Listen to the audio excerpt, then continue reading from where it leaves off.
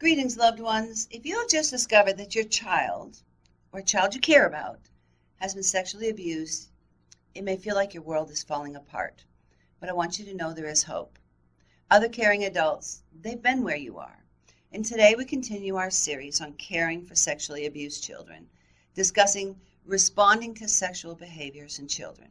Help us get these messages out. Please subscribe to our channel. Follow us on Facebook, Instagram, and Twitter. Hit the like button and the notification bell. And please share these messages with others. You could save a life. So let's talk about responding to sexual behaviors. Situations like the one described in our previous episode can be very unsettling for parents. Your 5-year-old daughter is playing in a room with a couple of friends. You hear a lot of giggling and squealing, and when you open the door to check on the kids, you find them sitting on the floor with their panties off, pointing at and touching each other's genitals. However, these situations also offer excellent opportunities to assess how much children understand and to teach important information about sexual matters.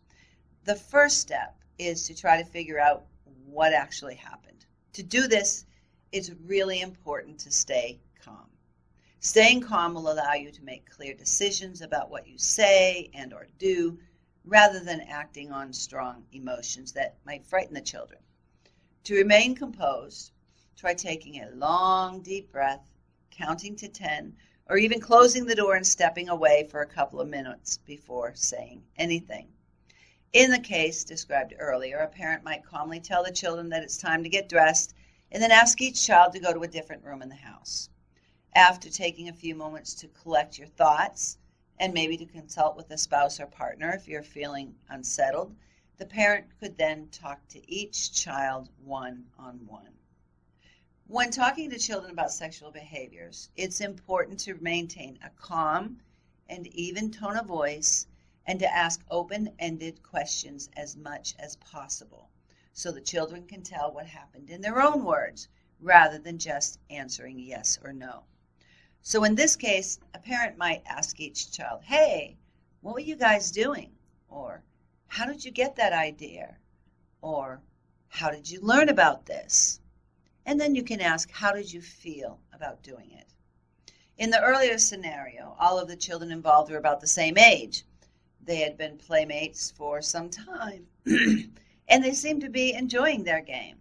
So it's likely the children were just curious and playing around, and that no one was upset about what happened.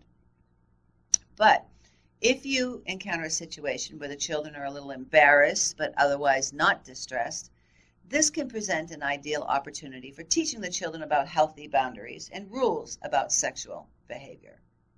So let's talk about some myths and some facts. A myth is, talking about sex with my children will just encourage them to become sexually active. That's a myth.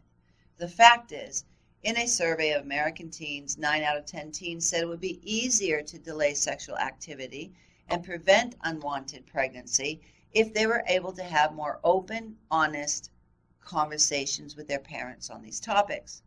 When you talk honestly with your children about sexual issues, you can give them the knowledge and skills they need to keep safe and to make good decisions about relationships and intimacy. So let's talk about that, educating children about sexual issues. Just because a behavior is typical doesn't mean the behavior should be ignored. Often when children participate in sexual behavior, it indicates that they need to learn something. Teach what the child needs to know, given the situation. In this case, for example, the parent might teach the children that it's okay to be curious about other people's bodies, but that private parts should be kept private, even with friends. Although children usually respond well when parents take the time to give them correct information and answer their questions, it is important to provide information that is appropriate to the child's age and development level. In our next episode, you will find an overview of some of the most important information and safety messages for children of various ages. Keep in mind that you do not need to bombard children with information all at once. Let the situation and the child's questions guide the lessons you share. The important thing is to let children know that you are ready to listen and to answer whatever questions they may have. Too often, children get most of their sexual education from other children and from media sources such as television shows, songs, movies, and video games. Not only is this information often wrong, but it may also have very little to do with sexual values that parents want to convey. Explicit adult sexual activities are sometimes found during family time television shows, in commercials, and on cartoon and children's channels, and these can have an influence on your children's behaviors. Controlling media exposure and providing appropriate alternatives is an important part of teaching children about sexual issues. Get to know the rating systems of games, movies, and television shows, and make use of the parental controls available through many internet, cable, and satellite providers. However, don't assume that just by activating these controls you will be taking care of the situation. It's very important for you to be aware of what your children are watching on television and online, and make time to watch television with them.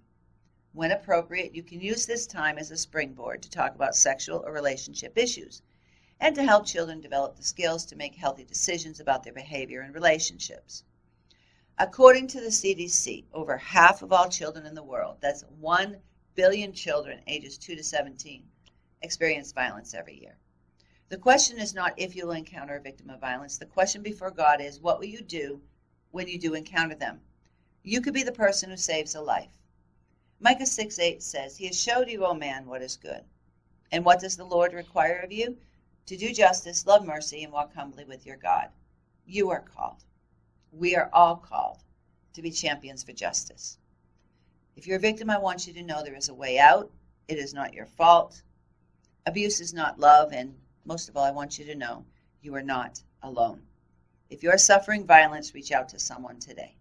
If you find yourself in a dangerous situation, call 911 for help. If you know of a child or other person suffering violence, tell the authorities. In our next episode, we will discuss an overview of some of the most important information and safety messages for children of various ages. Until then, God bless you.